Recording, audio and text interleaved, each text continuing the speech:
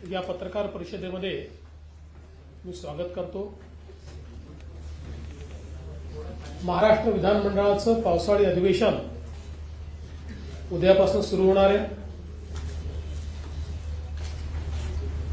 महायुती सरकारचं हे चौथं अधिवेशन आहे, विशेष अधिवेशन पकडून।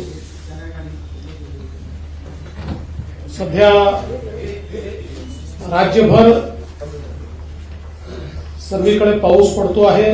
बहुतांश ठिकाणी समाधानकारक पाऊस आहे, काही ठिकाणी अतिवृष्टी आहे, काही तालुक्यांमध्ये अजूनही थोडी पावसाची कमतरता आहे, पण बहुतांश ठिकाणी पाऊस चांगल्या प्रकारे पडलेला आहे। पेरण्या देखील अतिशय चांगल्या प्रमाणात होत आहेत आणि बियाणं खतं वगैरे उपलब्ध असावीत याकरता राज्याची यंत्रणा कामी लागलेली आहे।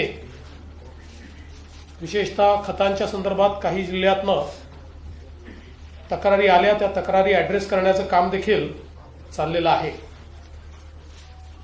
आजच्या या अधिवेशनाच्या पूर्वसंध्येला आम्ही विरोधी पक्षाला चहापानाकरता बोलवलं होतं, परंतु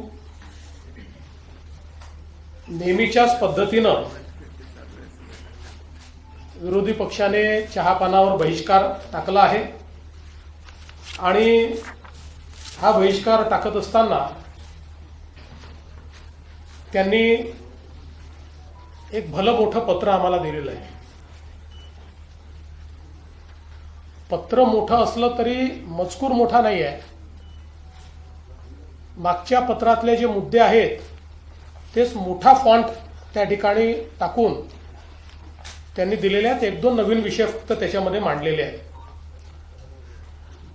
पण मराठीचा विषय अत्यंत महत्त्वाचा असल्यामुळे मी त्यांच्या निदर्शनास आणून देतो की त्यांच्या पत्रामध्ये व्याकरणाच्या 24 चुका आहेत, पण काही हरकत नाही।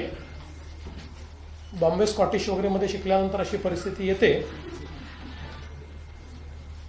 आणि आज पत्रकार परिषदेला भास्कर जाधव काही दिसले नाहीत। मागच्या वेळी भास्कररावांची सही होती, आज ती सही पण पत्रावर दिसत नाही। तसं आजच्या सह्या बघितल्या तर 5-3-2 आहेत, म्हणजे उभाटाच्या 5 आहेत, अजून काँग्रेसच्या 3 आहेत आणि शरद पवार साहेबांच्या गटाच्या 2 सह्या आपल्याला पाहायला मिळत आहेत। आज वडेट्टीवार पत्रकार परिषदेत असं म्हणाले की आमच्या कामांना स्थगिती मिळाली। वडेट्टीवारांना अजूनही उद्धव ठाकरेच मुख्यमंत्री आहेत असं वाटत आहे, त्यामुळे ते स्थगितीच्या संदर्भात बोलले। पण त्याहीपेक्षा आज जितेंद्र आव्हाडांनी बोफोर्सची आठवण काढली। म्हणजे बोफोर्सचा घोटाळा झाला होता हे जितेंद्र आव्हाडांना मान्य असल्यामुळे त्यांनी आज बोफोर्स सारखे घोटाळे चालले आहेत अशा प्रकारे घरचा आहेर हा त्या ठिकाणी दिलेला आहे। आणि मला असं वाटतं की खरं तर कोणतीही कल्पकता, कुठलेही नवीन विषय, कुठलीही लोकाभिमुखता या ठिकाणी आपल्याला पाहायला मिळाली नाही। खरं तर आज आपण सगळे लोक या ठिकाणी जो हिंदीचा विषय आहे, आमच्याकरता तो मराठीचा विषय आहे, कारण राज्यामध्ये आम्ही मराठी अनिवार्य केली आहे, हिंदी ऑप्शनल केली आहे। कुठलीही भारतीय भाषा शिकता येईल अशा प्रकारचा निर्णय आम्ही घेतलेला आहे। पण तरी देखील झोपलेला उठवता येतं, झोपेचं सोंग घेतलेला उठवता येत नाही, आणि म्हणून याचा थोडासा प्रवास हा आपल्या सगळ्यांना समजला पाहिजे असं मला वाटतं। खरं म्हणजे राष्ट्रीय शैक्षणिक धोरण सर्वात आधी कर्नाटकने लागू केलं, मग मध्य प्रदेशने, मग तेलंगणाने आणि मग उत्तर प्रदेशने। 21 सप्टेंबर 2020 रोजी महाराष्ट्राचे तत्कालीन मुख्यमंत्री उद्धव ठाकरेजी यांनी हे शैक्षणिक धोरण कशा प्रकारे लागू करायचं याकरता एक तज्ज्ञ समिती नियुक्त केली होती. 16 ऑक्टोबरला त्याचा GR 16 ऑक्टोबर 2020 रोजी उद्धवजींच्याच नेतृत्वाखाली हा GR निघाला आणि अतिशय नामवंत अशा प्रकारचे शास्त्रज्ञ अभ्यासक डॉक्टर रघुनाथ माशेलकर साहेबांच्या अध्यक्षतेखाली 18 लोकांची कमिटी तयार करण्यात आली. या 18 लोकांमध्ये कोण कोण होते? डॉक्टर सुखदेव थोरात, मुंबई विद्यापीठाचे कुलगुरू डॉक्टर सुहास पेडणेकर, SNDT महिला विद्यापीठाच्या कुलगुरू प्राध्यापक शशिकला वंजारी, डॉक्टर बाबासाहेब आंबेडकर मराठवाडा विद्यापीठाचे कुलगुरू डॉक्टर प्रमोद येवले, माजी कुलगुरू मुंबई विद्यापीठ डॉक्टर राजन वेळुकर, नागपूर विद्यापीठ माजी कुलगुरू डॉक्टर विलास सपकाळ, ICTचे माजी कुलगुरू प्राध्यापक GD जाधव, DY पाटील विद्यापीठाचे कुलपती डॉक्टर विजय पाटील, आंतरराष्ट्रीय सल्लागार नितीन पुजार, तंत्रशिक्षण संचालक डॉक्टर अभय वाघ आणि हैदराबाद सिंध नॅशनल कॉलेजिएट विद्यापीठ मुंबईचे कुलाधिकारी निरंजन हिरानंदानी, शासकीय अभियांत्रिकी महाविद्यालय पुणेचे संचालक भारत आहुजा, मराठवाडा वाणिज्य विद्यालय पुणेचे प्राचार्य देविदास गोल्हर, मुंबई विद्यापीठाचे सिनेट सदस्य मिलिंद साटम, पार्ले टिळक व्यवस्थापन महाविद्यालयाचे शिक्षण तज्ज्ञ डॉक्टर अजित जोशी, शिक्षा विद्या प्रबोधिनी हा महत्वाचा आहे, शिक्षा विद्या प्रबोधिनीचे संस्थापक विश्वस्त विजय कदम जे शिवसेनेचे उपनेते आहेत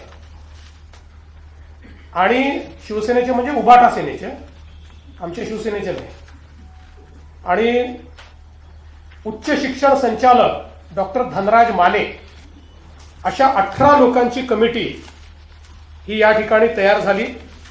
आता हे सगळेच मराठी लोक आहेत, नामवंत लोक आहेत, शिक्षण क्षेत्र समजणारे लोक आहेत. अशा लोकांची एक अतिशय चांगली समिती उद्धवजींनी तयार केली. 14 सप्टेंबर 2021ला या समितीने उद्धव ठाकरे साहेबांना 101 पानाचा अहवाल सादर केला. त्याचं जे DGIPRचं ट्विट आहे तेही माझ्याकडे आहे, हे आपण सगळे बघू शकता. तो अहवाल स्वीकारताना उद्धवजी दिसत आहेत, बरेच लोक दिसत आहेत, माननीय संपादकही उपस्थित होते पण फोटोत दिसत नाही आहेत, आणि हा ट्विट त्या ठिकाणी करण्यात आलेला आहे. हे त्या संदर्भात त्यांचं वाक्य की याची लगेच आम्ही अंमलबजावणी करणार वगैरे ते सगळं हे प्रेसमध्ये त्यावेळी आलेलं आहे. आणि मग आपण जर बघितलं तर 15 सप्टेंबर 2021 च्या या बातम्या वगैरे आहेत, मी आता त्याच्यामध्ये जात नाही. आता या अहवालात काय म्हटलेलं आहे, या सर्व तज्ज्ञांनी काय म्हटलेलं आहे, तर या अहवालाच्या 8व्या प्रकरणामध्ये भाषेचा विषय आलेला आहे. पृष्ठ क्रमांक 56.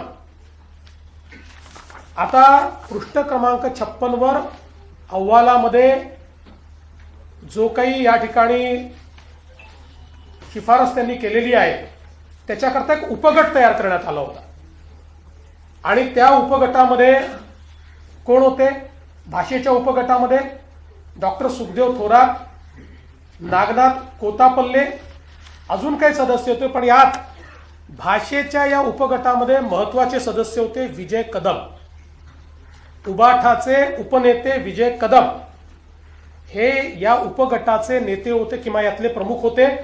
आणि यांनी काय शिफारस केली आहे, तर यांनी शिफारस अशी केलेली आहे की मुद्दा क्रमांक 8.1 इंग्रजी आणि हिंदी भाषा ही दुसरी भाषा म्हणून पहिल्या वर्गापासून लागू करण्यात यावी.